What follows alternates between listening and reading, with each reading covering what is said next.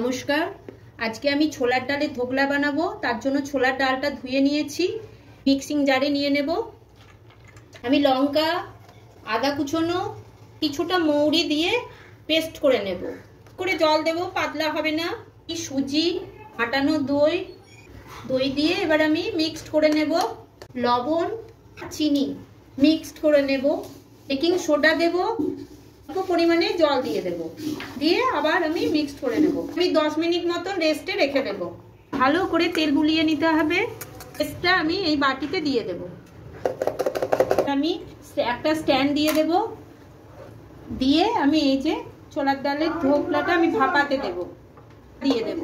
ঢাকনা খুলে দেব। আমি চাকু দিয়ে এইভাবে একটু খোলার জন্য চেষ্টা করব।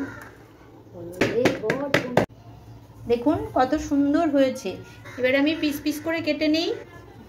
আমি এটাকে ডালনা করে নেব। তেজপাতা, এলাচ, দারচিনি আর শুকনো লঙ্কা ফোড়নে দেব।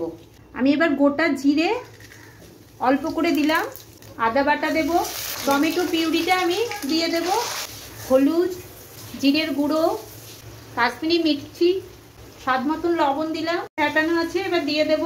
চিনিটা আমি বেশি দেব না, আমি মগজ আর কাজু বেটে রেখেছি। এবার জল দিয়ে দেব। আমি এবার গরম মশলার গুঁড়ো দিয়ে দেব। আর আমি একটা একটা করে ধোকলাগুলো দিয়ে দেব। এটাকে নেড়ে নেব, নেড়ে আমি নামিয়ে দেব। রিফাইন অয়েল দিয়ে দেব, কালো সর্ষে দেব, এবার আমি সাদা তিল দিয়ে দেব, কারি পাতা দেব। আপনারাও এইভাবে করবেন, আর লাইক কমেন্ট শেয়ার করবেন, আর অনুরোধ রইল আমাদের চ্যানেলটা সাবস্ক্রাইব করবেন।